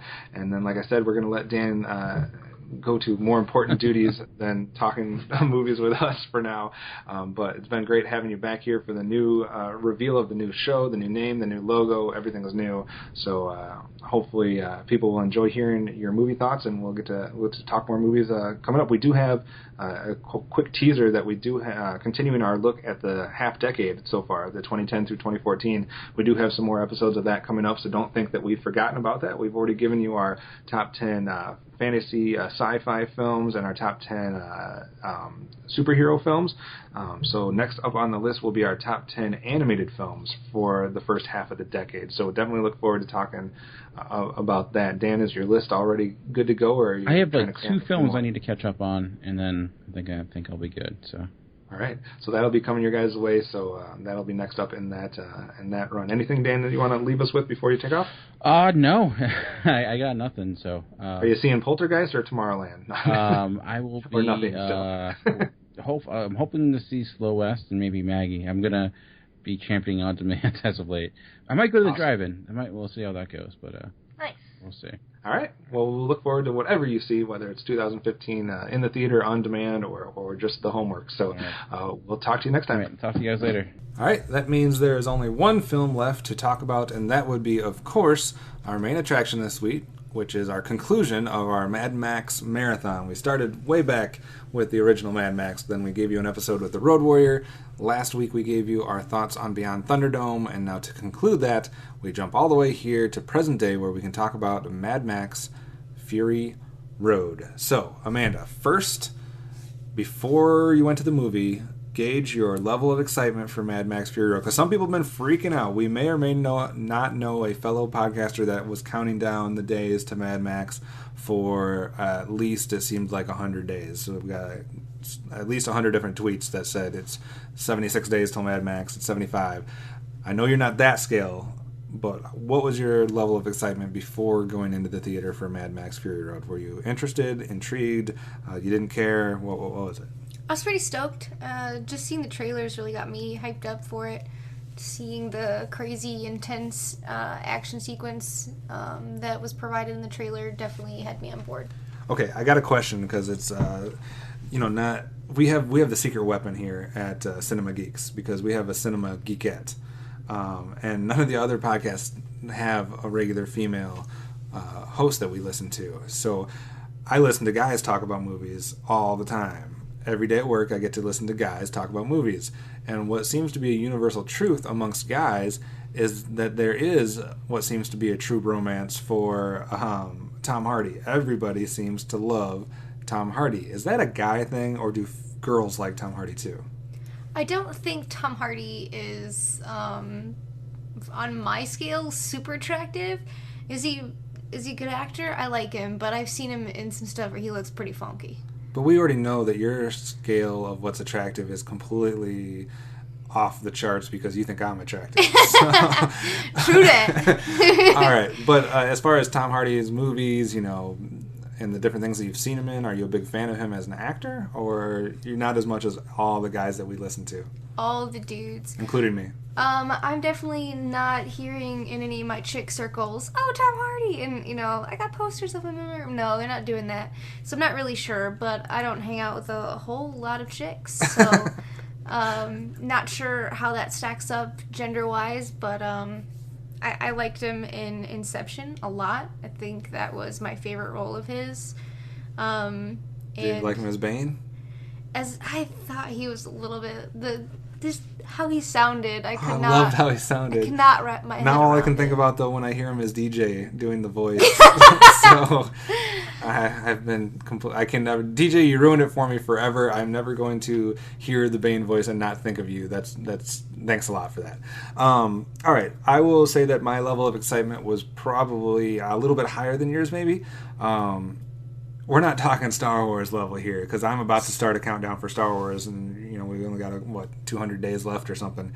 I will not do the tweet though, guys. I will not start tweeting about Star Wars every day. You're gonna have a freaking advent calendar. I actually already follow a Twitter account that gives me a daily update, and it's like 212 days till Star Wars, and then it gives some type of Star Wars news, trivia, article or something. So I already have that, so I'm not going to copy that. But you're sleeping in the shed. I'll find. I'm not sleeping in the shed. You're sleeping but in the shed. it's nothing's going to equal that level of excitement that I have for that film, or the level of excitement I have. Damn you haters for the Minions movie. I don't care. I recently heard someone on the podcast ripping on the Minions trailer, and that person is dead to me, because I don't care. I love those little guys. Don't comment. All right. I was yawning. There's a few other films that I'm probably a little bit more excited for than Mad Max, but it was definitely one of the ones for the year that I was definitely looking forward to see where they went. It's interesting given what we've just been through with the other three films, and the very loose connections, the loose timeline, the loose as far as way they're one's more of a post-apocalyptic film as far as in the vein of chaos, like almost like what you were talking about with Rover or something like that, with the connections to the Road Warrior. You get more from the first Mad Max that is almost in line with not RoboCop, but something more similar to where stuff's falling apart, but it's not there yet. And then of course Thunderdome is all kinds of different craziness, and they went to a completely different route with that. Apparently you and I are in the minority though with liking Thunderdome more than all the other films, because everybody else likes Road Warrior more. There's no R word in it, so I'm a big fan of that. I think that it has a lot more parts that I found appealing, a lot more aspects than the other two. Yeah, I mean, so haters be damned, we liked Thunderdome, so stop hating on it.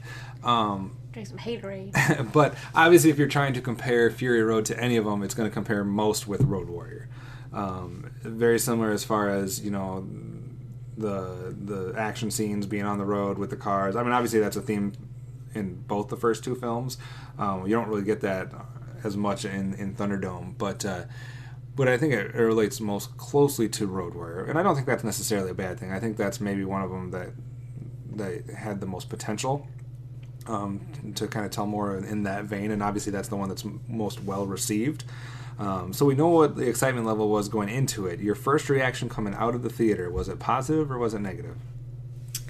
I would say it was pretty positive. I think I was thoroughly entertained, and I got out of the movie what I wanted. Okay. I too was thinking pretty positive on this one. I don't have a lot of gripes on this one. I know some people might have problems with some of the pacing. Some people might have problems with what the focus of the movie was, and obviously it's built up like this is Mad Max and this is Tom Hardy. Like, we're getting Tom Hardy as Mad Max, and we're going to get a whole film about that. And I think there might have been some people that were disappointed with the fact that, spoiler alert, doesn't come across as really the person that gets the most screen time. Mm-hmm. And this isn't a spoiler because it's been said pretty commonly here that this movie almost seems more like it's about the Furiosa character than it is about Mad Max, and Charlize Theron obviously did a pretty darn good job in that role. Were you disappointed that it focused more on her than on Max, or were you fine with it? I did want to see more of Tom Hardy as Mad Max. I think that in the opening scenes, I got the feel that that's what the movie was going to be about, and it kind of took the turn when we were introduced to Furiosa, and I was a little disappointed in that because I liked where it was going in the beginning, with him as the center, and seeing things kind of through his eyes, in a sense. But like you said, I think Charlize Theron did a pretty good job of that, taking those reins, but that's what I am disappointed in this movie. Yeah, and I can kind of see that it didn't bother me as much, but I can definitely see people thinking that maybe the advertising and maybe the way they thought the movie was going to go ended up being slightly different. If we're going to break down some of your favorite things about the film, things you liked, things that stood out in a positive way, what were some of the things you liked best about Fury Road? The vehicles were so badass. I thought those were really creative and really well done. I think the guitar player, the blind guitar guy.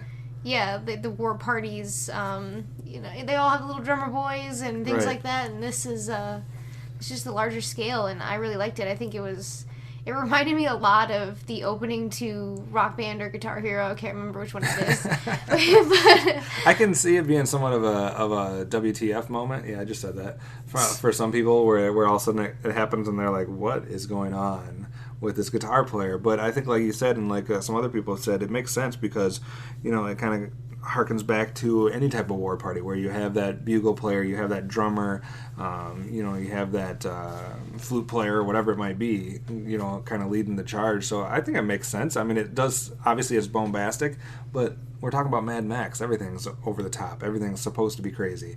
What other things did you like about Fury Road the most?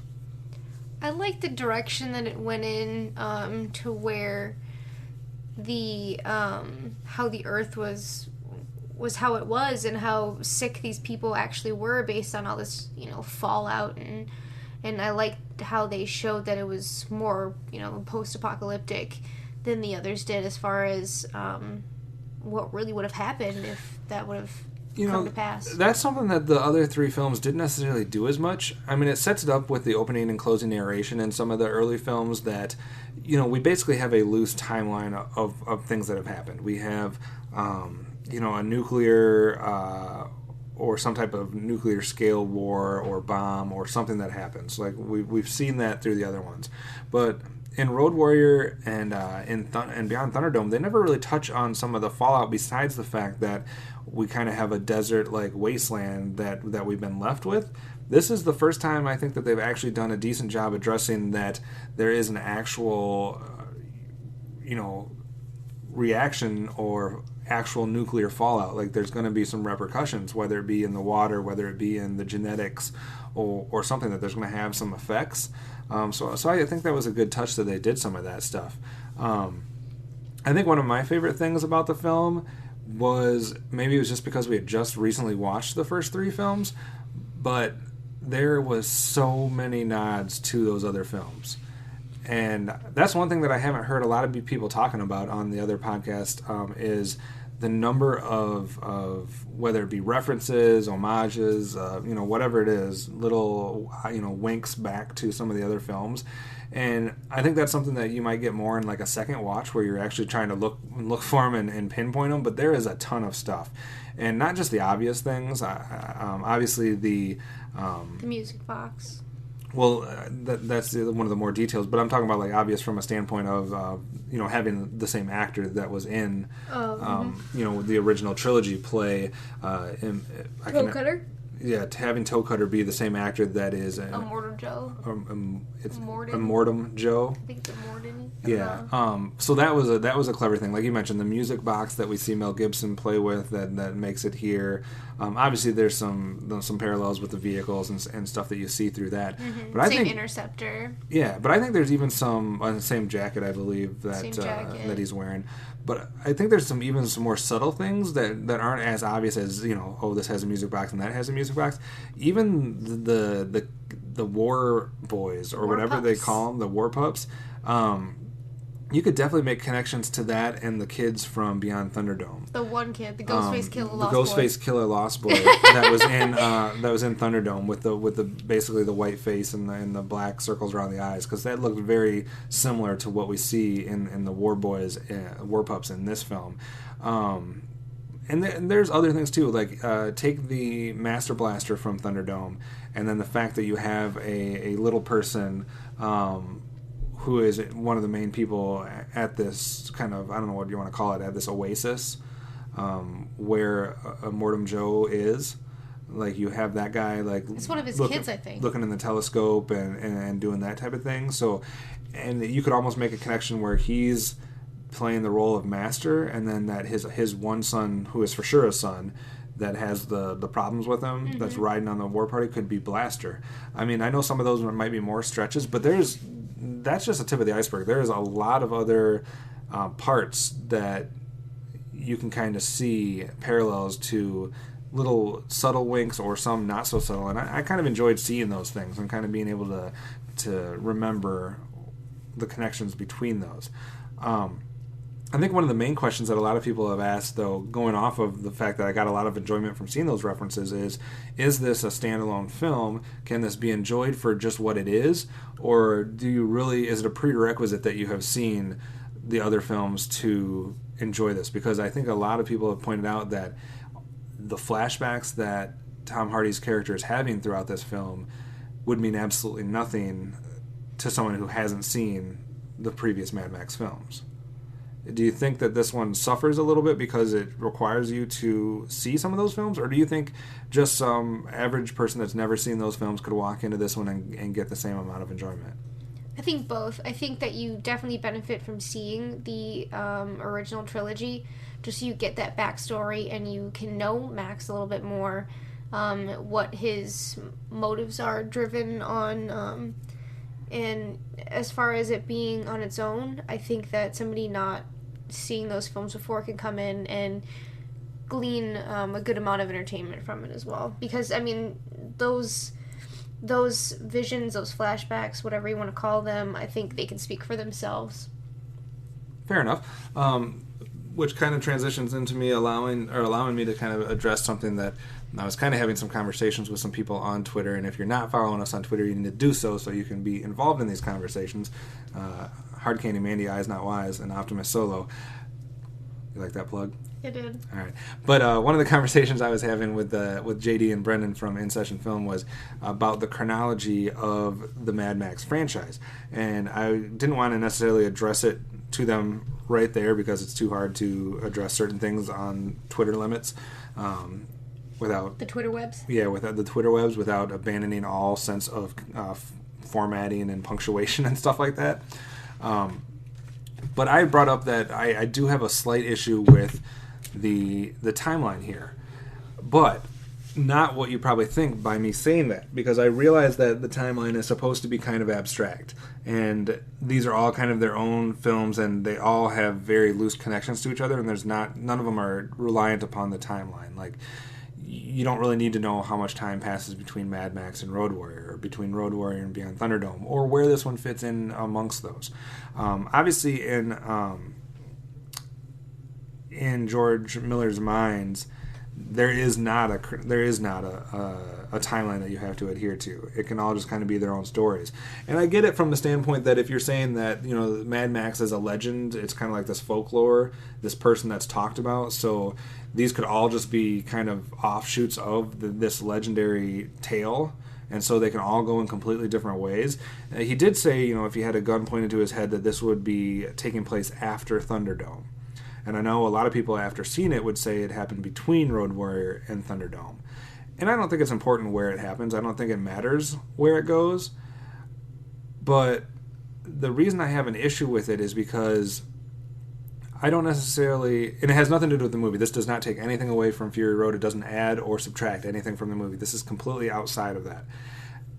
As a creative mind, I would have problems coming to terms with the fact that I do not have a strict idea of when events happen in my own story. Like, I don't like the fact that I don't mind if he doesn't say like, this is when this happens and this is when this happens, or if he says that they're all just offshoots of this folklore, which he hasn't said. I was just making that up as a conjecture. But if I'm creating this person that I've now made 4 movies on, I have an idea in my head, in all the stories I've written, the timeline of events. And the fact that he doesn't even know, and he would say, you'd have to put a gun to my head, and then maybe I would say it came after this one, just seems weird and bizarre to me from a creative standpoint. Does he just not care? That's what I'm saying. Like, is it just not important to him, or does he not care? I mean, obviously he's put a lot of work into this. He's dedicated a lot of years of his life to make these movies. He's written this one. I mean, this was a long time in the works. He's written other ones. He has, you know, comics that are, prequel, sequel comics and stuff like that. So it seems like somewhere in your creative mind, you should have a map, a guideline, an outline of what's happening when. I'm not saying you don't need to know, like, this happened 7.5 years after this. Like, nobody needs an exact time frame, but you should at least know if it comes after or before events of a different movie. Mm-hmm. So that's kind of my problem. I don't think it takes away from Fury Road, and I don't think, you need to know when Fury Road happens, but I think just trying to kind of assimilate all the different stuff you're getting, even if they are all legends, I would like to be able to place them somewhere. Like, be able to say, whether it's 10 years or 15 years, that this is happening after this or this is happening before this. And I think there are some spots in the movie where it does kind of get confusing on the timeline, because you are having, and this is going to be somewhat of a spoiler alert if you haven't seen the original Mad Max, I guess, but you're seeing these flashbacks that are, I assume, clearly intended to be flashbacks to events that happened in Mel Gibson's life in the first 3 Mad Max films. You have him dealing with the fact that, you have an arc with this character. You have the fact that he was a cop, all right, that system was falling apart, he had a wife and a child, all right, that's all facts, and that the wife and the child are killed, all right, whether it's because of decisions he makes or whether it's just happenstance, that happens, and that creates the character that we get in The Road Warrior, where he's kind of distanced himself, he's become a loner, he's off doing his own thing as a wanderer, but he also doesn't have any connections to anybody or anything to worry about, so he's on his own, so it kind of makes him a little bit more dangerous as well. And then that clearly leads up to where you get in the Thunderdome, where he is kind of forced into a position where he comes into contact with kids again. And at first he wants nothing to do with them, almost the same as the feral kid in The Road Warrior, where he's kind of had a couple instances here where he's been exposed to kids and he's not wanting anything to do with it. And by the time Thunderdome's over, he's basically been their savior. He's, led them all, sacrificed himself in a way to lead them all to safety, and then it returns him to this wanderer state. So when you're having flashbacks, and now all of a sudden the flashbacks are of a child that's, what age would you put that child at that's in those flashbacks? Probably about 7 or 8. Yeah, like 6, 7, 8, somewhere in that time frame, first, second grade age. It makes you think, is that supposed to be a flashback to the child that he lost and how old that child would be now? Is it supposed to be a flashback to some other child that he came across along the way that he wasn't able to save? Is it just in his mind? It's hard to say, because obviously it's all his own visions and his own flashbacks, and over whether it's 10 to 20 years that have happened in this whole time span, what could have happened, but stuff like that. Or if it's his own standalone film, is that the age that his child was when it was taken from him, or how does that go? Yeah, so I just think some of those things, it'd be easier as a viewer to kind of put them all in your place in your head if it matched up. If that would have been a flashback to a baby, it would make complete sense. The babies couldn't say anything. No, but if it was a flashback to a child of some sort and they had changed the actual context of the flashbacks, or if it was a flashback to like a 12 or 15-year-old, which makes it seem a little bit more realistic that much time has passed. But I don't know, I just had some issues with the fact that, not within the movie, but just the fact that George Miller himself apparently doesn't know when these events happen. And maybe that's me selling him short, maybe he does know and he just doesn't want to say. Maybe it's because he's 70 and he's about to die. And so that's why I made the comment that I do have somewhat problems with the chronology of this franchise. Not because it matters to the movies, but just because as a creative person, I would hope that you have an idea of when stuff happens. Obviously, a lot has been made of the female angle in this film, whether it be, people hating on the fact that there's strong females or that it's a female-led civilization. How I feel about that as a female, get over it. It's not a big deal. It's a chick being a badass. I don't understand why we don't have more of this. It shouldn't be a big deal. Yeah, I think that's it's like anytime when you watch your news and they're making a big deal out of something that's nothing. So I don't, if we didn't have a random, male chauvinist group that's trying to cause up a stir, would we even be talking about it? When Terminator came out, did people make a big deal about Sarah Connor? No. When Aliens came out, did people make a big deal about Ripley? That's the right character, right? Yeah. Okay. It just seems bizarre, only in our day and age where we're fueled by people that can make a stink over the internet or over Twitter or over random messages to message boards or whatever. Gotta stop the future from happening. This would have never happened. If this movie came out 15 years ago or 20 years ago, nobody would be making this stink. So let's just put that behind us. On the side note, what did you feel about those woman characters? They were pretty badass. I think everybody tries to make them out to be super badass, but I felt like Those old ladies were badass. the old ladies badass, but the wives, I feel like they're really wives whiny. were not badass. They were really whiny, and I'm like, God, shut up. I felt really bad. I felt more for the older mothers or whatever I think they were called like the mothers, right? Right. Those bitches were hardcore. They were getting it, and I felt more when they died in their death scenes than I did when Splendid died. I think Splendid. Her name was like Splendid or whatever I it can't was. get over all the names of all the people. Cheeto something. I don't know. Cheeto and Splendid. It's all different food products. Well, not Splenda. Yeah, I think they pulled that off pretty effectively, and I don't think. I think it set up a good dynamic there, where they had the connection to Furiosa's character, where they somewhat knew at least the lineage there, and they were good shots, and they added an element to the whole thing. Were you surprised at all at? I guess. Well, another thing that has come up is, did you feel any stakes in what was going on? Like, was there any?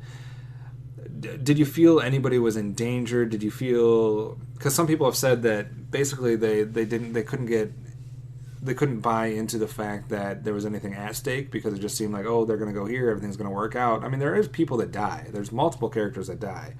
Did that help raise the stakes for you, or were you buying in and were you in the world no matter what? I feel like right from the get-go, you have this feeling of gotta run, gotta go. There's nowhere in particular that you really think you're gonna make it to. You just have to go somewhere. You just have to keep going. Like his instinct is run. And I do feel like that drives the movie a little bit. Gotta keep going no matter what. Keep trucking. And I know that they do have a couple locations that they're specifically trying to go to, but as each one comes to pass and the movie keeps moving along and their direction keeps moving, I feel like that's what I got out of it. That's what the stake was. You can't stop or you're gonna die. Yeah. I didn't have any problems because obviously you're pretty sure that Max is not gonna die. That Mad Max is not gonna be one of the ones that succumbs to this whole journey, but I've had no clue who else was going to survive. I didn't know if which bad guys were going to die, or which ones of them might survive to lead up to a second movie, which one of the wives or which one of the mothers were going to live or die, whether Furiosa was going to survive the film or not. Like, I was not necessarily buying that all of them would survive or would not. So, I felt the stakes. I would have been completely shocked if Max would have been killed. But outside of that, I thought everybody was fair game. So I didn't have a problem buying into that part. I think touching back on the fact that, with Furiosa being the main storyline of this movie, I guess you'd say, and the fact that she's a woman, they make her so manly. She completely emasculates everybody that she's around. Got the shaved head, grease all over her face, the mechanical arm. She's not a weak woman character, but she doesn't come across as a woman the whole movie either. I think that's an important thing that I really didn't like either. So a lot of people have talked about Furiosa being more of the centerpiece, maybe, like you said, maybe needing more Tom Hardy. Matt Hardy, that's a different person. But overall, between all the, the mothers, between the villains, between one character that we haven't talked about, Nicholas Holt's character, did you have a favorite person that you were drawn to during the film, or a favorite character? I think at first it was Max, but as he kind of faded into a side character almost, I think Nicholas Holt, I was always really interested to see what was going on with him and his character. Yeah. He seemed to be the most, the one with the most redeeming qualities, I'd say.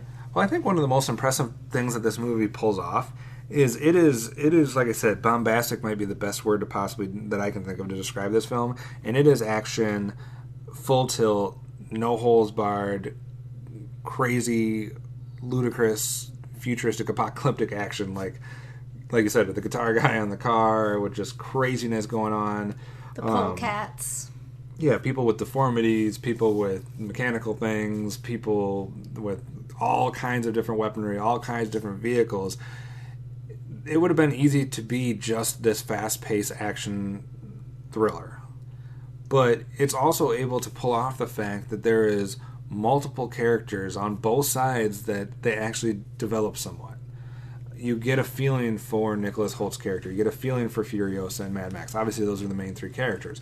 But you get feelings for more than that. You get a feel for some of the moms that are with Furiosa. You get a feel for some of the mothers that they meet up with. And some of the bad characters as well. Joe's character and some of the people in that outpost. Like, they do a little bit to kind of give you a little glimpse into some of those characters. Now, obviously, they can't explore all of them, like, in depth, but you kind of get, like, the caricature of each one. You get, like, the idea that they kind of have this personality or they kind of have this motive or this backstory, whether you know it or not. So I think that was impressive that with as much action and as much fireworks as going on, that you still had multiple characters that you could kind of at least see a little more than just the surface. Like the bullet farmer. Right. And what was the other one? There was the bullet farm and then the... Something about the gas. Was it gas? Guzzling. The guzzling. That was another nod that we did. Another nod to the old films. Yeah. Yeah, I mean, and even like there's just people all over the place that you can kind of feel connections with. And, you know, everybody had their different arcs. I think maybe most is Nicholas Holt's arc in this. Obviously, he makes the most changes from the beginning to the end, but I think, like I said, that's just another impressive thing outside of the action. But even if you're just in it for the action, you're going to be in for a fun ride. Like, I don't think anyone can deny just the visceral appeal of the action and the pace of some of those chase scenes and just kind of the music and everything behind it. No matter where you're looking, you're going to be seeing something crazy going on, I feel. And I think a couple people have brought that up too, that it's going to have some rewatchability because there's no way you can see everything that goes on with one viewing. You could watch this movie probably 2, 3, 4 times and still find yourself seeing things that you hadn't seen before because there's so much going on in the background, the foreground, you know, from side to side. Whether you're looking for nods to the old films, whether you're just looking for details, you know, crazy costuming or parts of cars or weaponry or whatever, there is a lot going on. And I think maybe one of my favorite scenes is and this is not a spoiler because it's in the trailer, but the scene where they're in one of those chases and the guys are on those long poles that are going back and forth, but even Max at one point is going back and forth on one of those. Those were some impressive scenes because it's just crazy that would even be something that was going on. Like some of it, and it's clearly some tried and true tactics by some of these people. Like they've been in these situations before, and I think that's something that the original Mad Max films did well too. Is it wasn't like this is their first rodeo doing these things. Like they've adapted to their surroundings. They're organized. Yeah, they've organized, but they've adapted to their surroundings. They've come up with ways to do certain things, and they have like different tactics and. It's fun to see what those are, whether it be the polecats or whether it be whatever, the certain ways that they shape their cars and they drive them, or whatever it might be, like certain defense mechanisms and certain attack mechanisms. I thought was very interesting. Anything you didn't like outside of the fact that you thought maybe a little bit more time on Tom Hardy's character? Any negatives that you'd like to bring up to draw back against the movie? Nothing I could say without spoilers, I guess. Well, everybody's seen it by now. We're the last podcast to talk about it. Like I said, I don't really have much outside of, like I said, I would have liked my creative mind to have a little bit more of a concept of when stuff happened, but that's just a nitpick on the outside of the movie.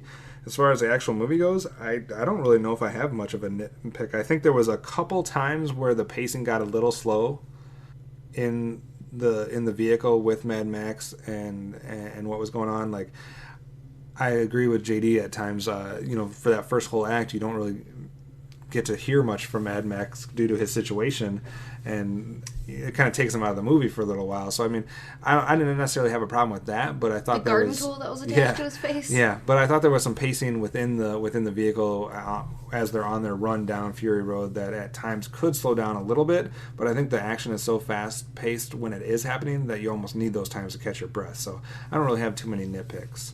I thought the baby scene disturb me quite a bit. But the baby scene was disturbing, and that is for sure. I'm just glad they did it as subtly as they did, even though it wasn't so subtle. Yeah, I was not expecting that to quite happen like that did. It was a little shocking, but like you, I'm glad they didn't get to see too much of what was going on with that. Any last thoughts about Mad Max Fury Road, or a grade out of 10? I think touching back on Immortan Joe, I think when the accordion neck. The accordion neck. I thought that was kind of clever. It looked cheesy, but I mean, it was clever, I guess. I think just seeing the effects on his body and him more so than the others, I guess, just because it was so dramatic, I guess. I thought that was a pretty cool touch to kind of set up what, his character. But as far as a grade goes, I think I'll give it an 8. 8 out of 10. That's a high score on the Amanda scale, unless you're an animated film.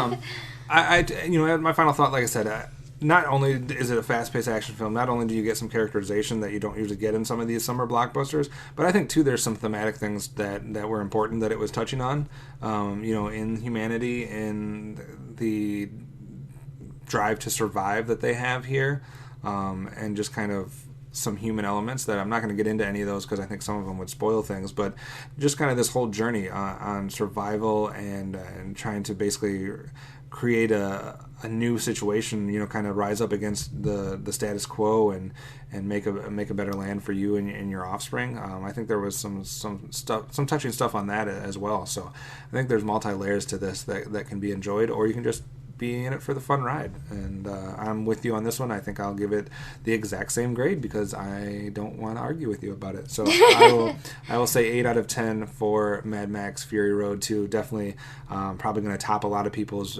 mid-year list here in the next month when they're recapping the first half of 2015. I can see this being in the top 3, 2, or 1 for a lot of people. So 8 out of 10 for Mad Max Fury Road. If you disagree or agree with us, please go to geekcastradio.com, find the episode post, and let us know what you agree, what you disagree with as far as our points that we brought up with Mad Max Fury Road, or if you agree or disagree with any of our thoughts on the other films we talked about, Hellboy or Headhunters or Selma or Slow West or Maps to the Stars or any of the other things that we talked about.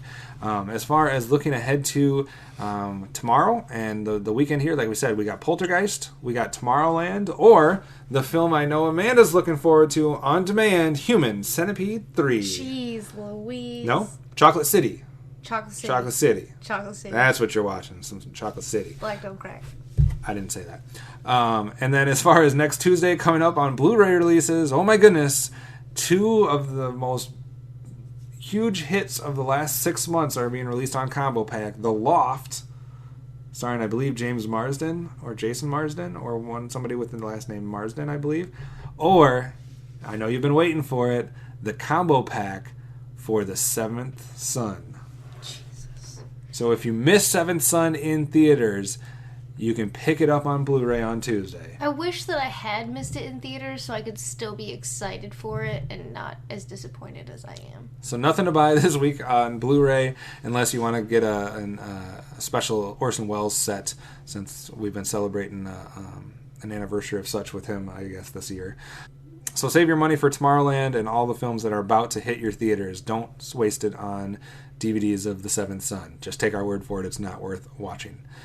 All right, next week's question has to deal with, I knew I could find a way to tie that Star Wars story back in, but I didn't bring it up in the news section. But there was a news article about Lawrence Kasdan, who is one of the main writers for the original Star Wars trilogy that has been obviously involved with Episode 7, and he had an article come out this week that was talking about movie runtimes, and he was saying how he doesn't understand why these summer blockbuster films can't tell their story in less than 3 hours, like most of the Avengers and that type of thing. It seems like we just keep running longer and longer, which I don't have a problem with long movies, but he was making a comment basically that you should be able to do your story in an hour and 30 minutes, hour and 45 minutes, and why do we have to keep getting longer and longer with these movie runtimes? So I was interested, as far as the question goes, as to what everybody else thinks about movie runtimes, because I don't really care. I don't care if it's an hour and a half. I don't care if it's 3.5 hours. I can sit through 15 hours of Lord of the Rings just fine. But maybe everybody else has a different opinion. So are movie runtimes an issue with you, and what is the ideal runtime of a film in your mind? If you're going to the theater, what is the ideal length that film is, and does it change depending on what genre it is?